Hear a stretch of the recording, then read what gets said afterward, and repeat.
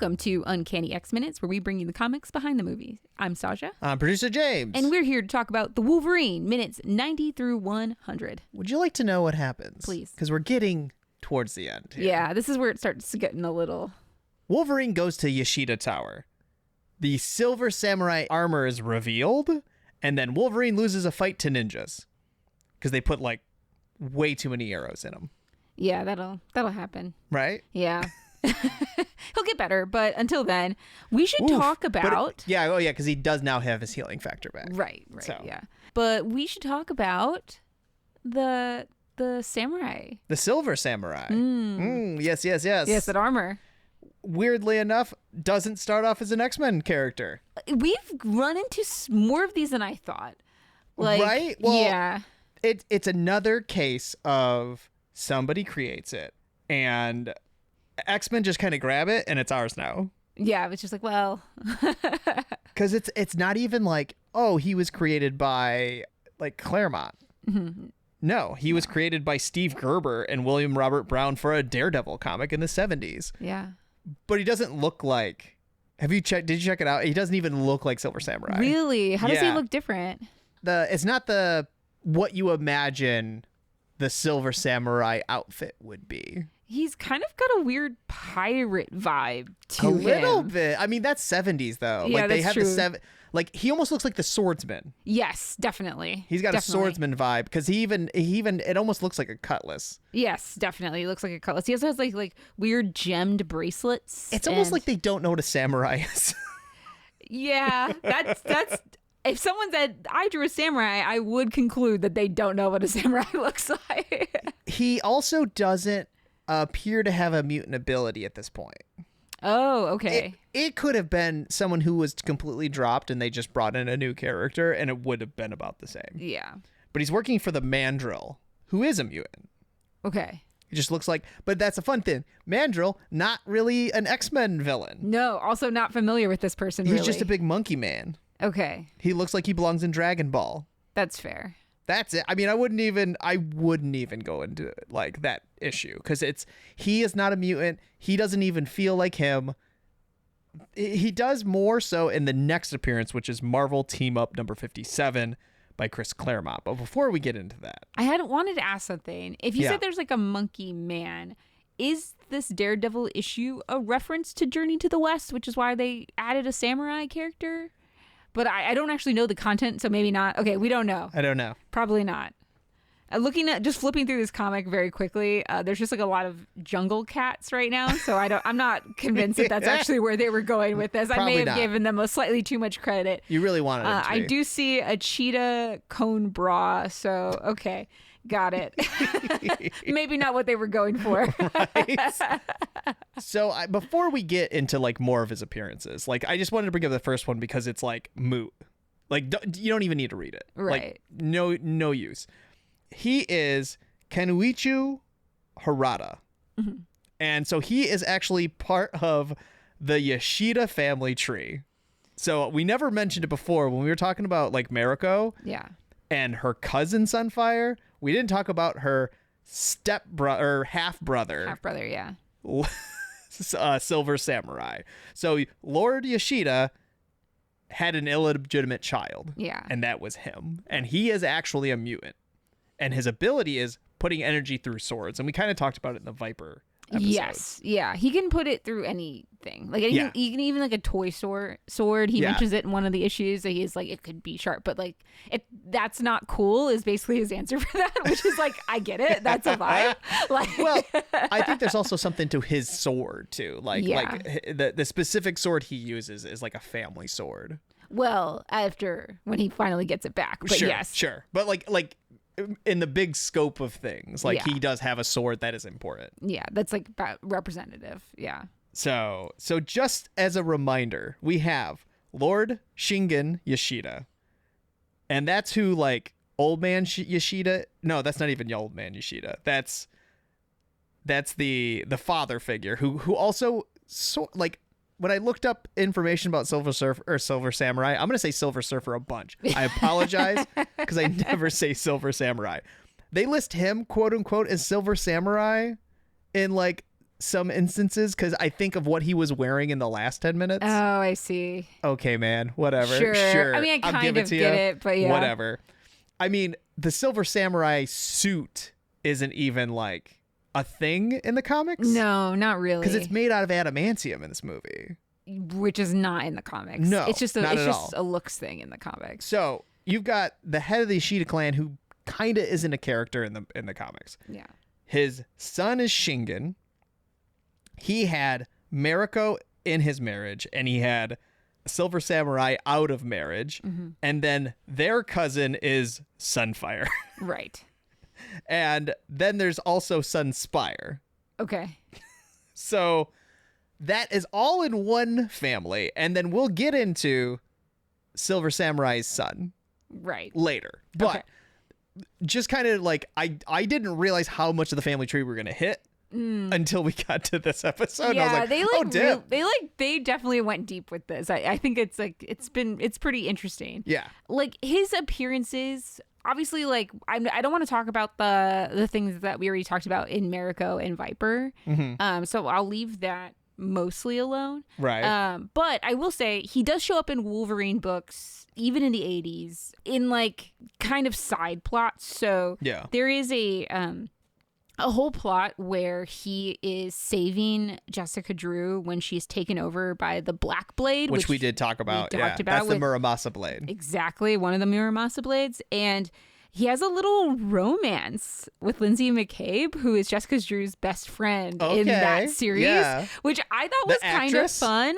Yeah. Okay. Yeah. She is like, she's kind of a star in that issue. They have like they have a lot of B plot where it's so the story as to why those two are running around together is Wolverine is trying to stop Jessica Drew from, like, she's being possessed by the Black Blade, and so they're trying to get it back. But he also doesn't want the Silver Samurai to realize that he is Wolverine, and he's going by Patch.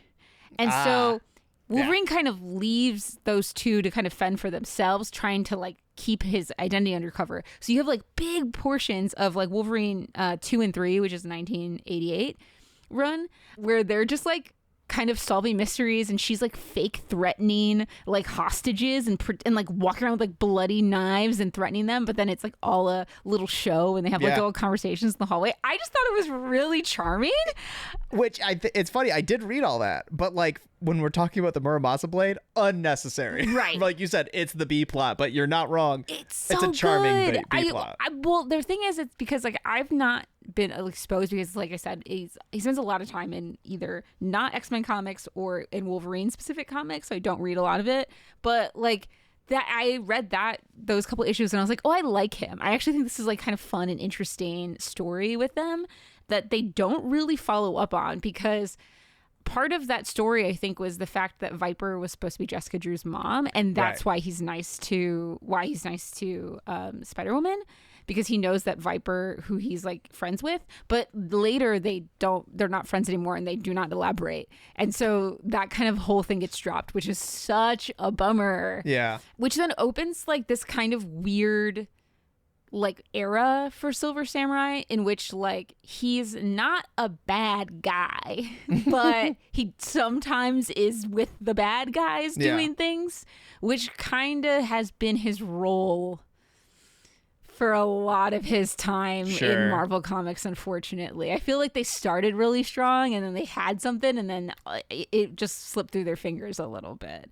The main story I'm thinking of is basically like after Mariko dies, like he becomes like the head of the Ishida clan, and he's struggling to kind of keep it together, because if you remember the Mariko episode, we talked about how she was trying to cut all of the ties to like illegal crime side, shady side of the family, that she was trying to go legit. And he did a really bad job at balancing the fact that like he didn't totally cut them out of the illegal stuff and also didn't make them go totally straight. So he ends up in a situation where like he ends up having to work for, basically at the time, it's not what's his name, it's the son of the guy of the Black King, and I'm blanking on his name right now. Shinobi. Ah, yes. Shinobi, yes.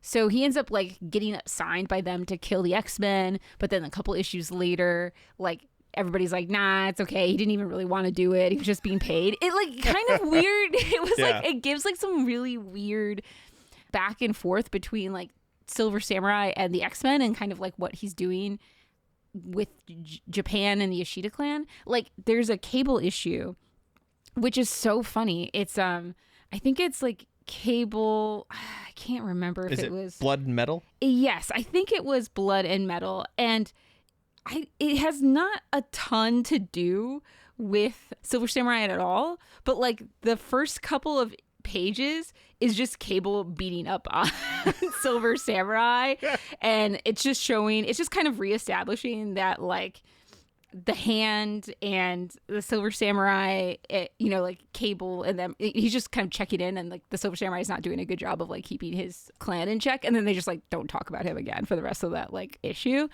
Very weird. Like, and that's just kind of how he's been sprinkled in to like he's mostly kind of a secondary character. I want to talk about Sunfire and his relationship, but before I get there, is there anything you want to add? Oh, just that like his early stuff before he even messes with the X-Men is mostly Spider-Man. That makes a lot of sense. Like one of his early appearances is that Saturday Night Live episode.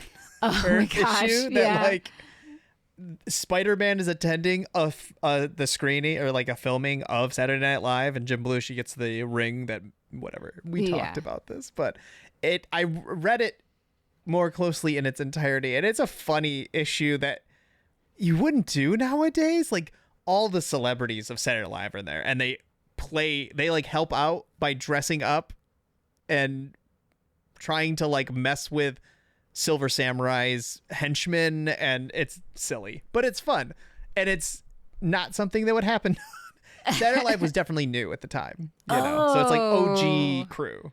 Okay, so it's like kind of Bill Murray's running around with Dan Aykroyd, and okay, that's actually pretty great.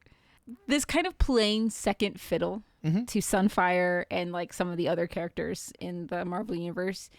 There is a run where Silver Samurai is struggling with this kind of like B tier-ness of himself.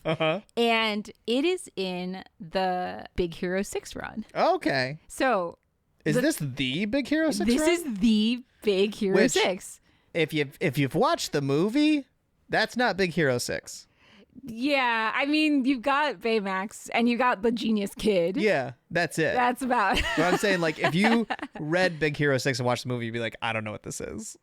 Yeah, I think it would be a little bit jarring, which I think is a little unfortunate because that would have been a really good entry point for kids to get into comics again. Right? And actually, I'm pretty sure that they did publish comics that were like more in line with the movie. I'm positive Disney did that. But in Big Hero 6 actually is like the Japanese equivalent of Alpha Flight. Yeah. Like that's actually what that book is. And Silver Samurai becomes the leader of that group because Sunfire is actually in Canada, I believe. And he's worried about his like powers not working. And so he had like left Japan. And so this whole series with the Big Hero 6 and Silver Samurai, while he's like leading this group, becomes the head of this group, has this like shadow over it because he's like constantly struggling about like how he knows that if Sunfire was to like show up in Japan tomorrow, the government would like replace him immediately because he's like not as popular or well known. Yeah. Which I think, That's I don't funny. know, kind of meta, kind of fun. I was like, okay, they're going to kind of do something with this. And they do have like a little part of that storyline where Sunfire does come back to Japan, but he ends up not wanting to be part of Big Hero 6, like in any sort of like official capacity. And like Silver Samurai is like happy about that. And then there's nothing. There's nothing until just kind of drop him after much that. later. Yeah, like he might be in Daredevil comics. I feel like I briefly saw that he was in some other Elektra stuff, but I don't know that much about that. You don't see him again in X-Men until Krakoa, basically. He dies at some point. Yes, that's right. He does die, and he is one of the ones that has resurrected in Krakoa. That's because why. his son's storyline is about him being dead. You're right. He dies over Mariko's grave. Yes, I remember this. We talked a little bit about this. It's interesting because there's a part of Krakoa we've never talked about called the Crucible, and what it is supposed to be for is for the powerless mutants who never got their powers back. And if they want their powers back, they have to fight to the death.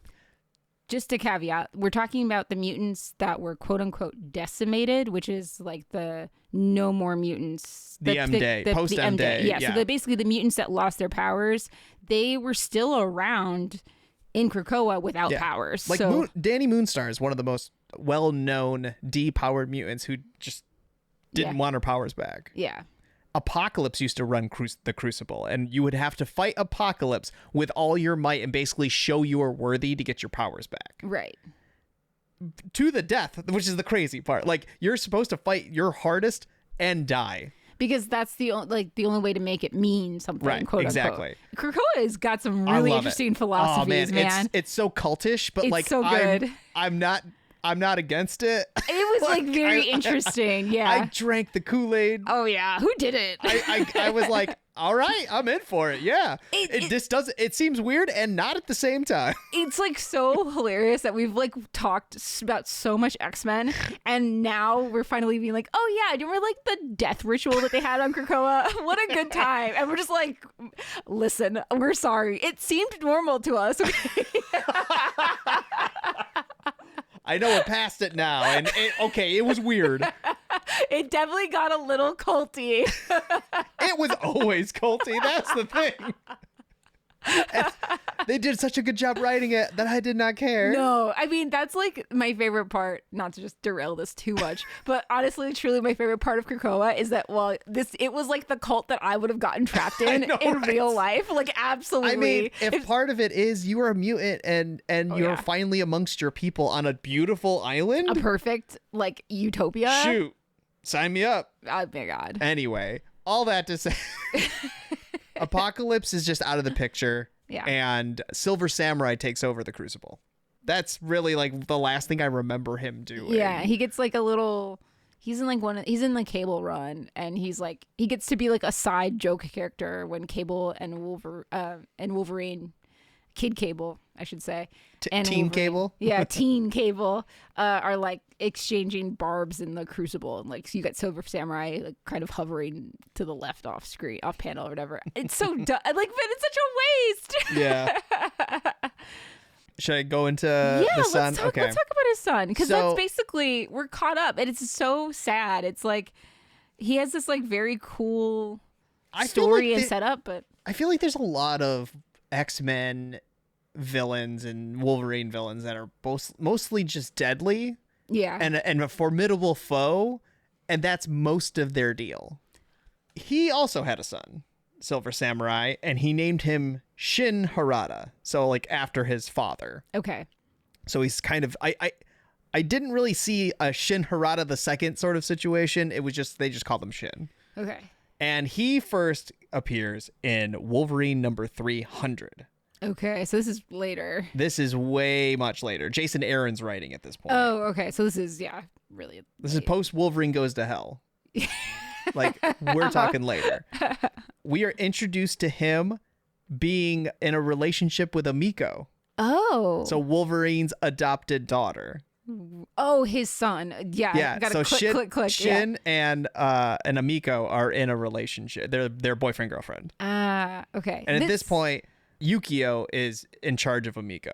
Yes, I will say, I forgot to mention, that is the one good thing that Silverest Samurai did, like kind of towards the end, is that he helped facilitate the Amiko being adopted by Yukio, and that was like part of his like redemption arc. And Yukio is paralyzed at this point. Yeah. So she's rocking a wheelchair, and it doesn't make her any less deadly. I believe that 100%. So he does not have powers. So he's a Silver Samurai who is kind of like Iron Man. He has a powered suit. Oh, wow, that's and really an different. Energy sword. Okay. So, but he's not powering the energy sword. The suit's or like the energy sword is its own thing. Yeah. Because Amiko has one at one point. He is also the next in line to be in charge of the Yoshida clan. So the whole storyline in this Wolverine run, like his first appearance, it involves Sabretooth, Mystique, and him sort of getting rid of the Hand, the Japanese ninjas, and the Yakuza. Like, they're trying to basically take over all of Japan and be the only one left. Got it. But it is all headed by a guy named Azuma Goda. He's the one who's behind it and has hired Sabretooth and Mystique, who obviously betray him at the end. Oh, sure. Are you kidding me? You can't hire Sabretooth and expect him to be an honorable gentleman. You think people would stop hiring Sabretooth? You would think. Whatever. I also think that it seemed that Wilson Fisk was also in charge of the non-hand ninjas. Okay. Yeah. That's interesting. I mean, he's been in all sorts of stuff. But like that was like a bit of it. Like that is a bit of what he is. And he was reluctant to help out. Okay. Mystique basically almost blackmails him and goes, hey, you got to take out the heads of I think it was the Yakuza heads. He's like, you got to take out these people. And if you don't do it, I will look like you and then I'll do it. So he did it anyway, and it seemed to be his heel turn. Like, Amiko is mad at him. Okay. He's on the run, and now he's just, like, hanging out with Sabretooth and Mystique. Oh, no. A bad crowd. So now, from like, almost from then on, he is just straight villain. Okay. It looked like before it was like, oh, he's being fun. They're going on little adventures, like maybe more of a stealing situation and not a murder, not a mass murder situation. Anyway, so that's crazy. It is crazy, and the other big storyline that he's actually involved in was not an Infinity comic, but they were called Infinite comics. Do you remember these? They were specifically made for like tablets and like the internet. Okay. So they were more square. Okay. And I remember these because they had them on Comixology, and I like bought a few, like especially when AVX was going on. Right. And you had to like set a bunch of settings so that when you went to the next panel, it would sort of fade into the next panel. It's almost like the next panel was on top of that panel. So sometimes it would be like a rack focus, or they put a panel over it, and then, or they would just change the dialogue and the art would stay the same.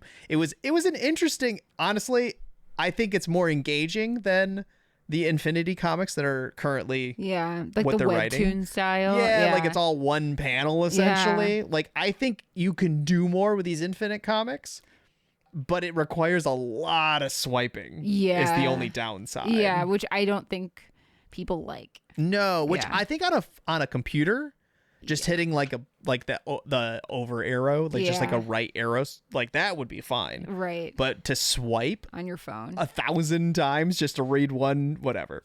That's crazy that I didn't read these at all. They're on Unlimited. Yeah, I'll have to they take a do look have at them on these. there, but it was an era in between where they didn't quite know what they wanted to do. They were trying out something new, and I thought it was good. Yeah. But I guess that's just me. Neither here nor there. I think those they were selling though.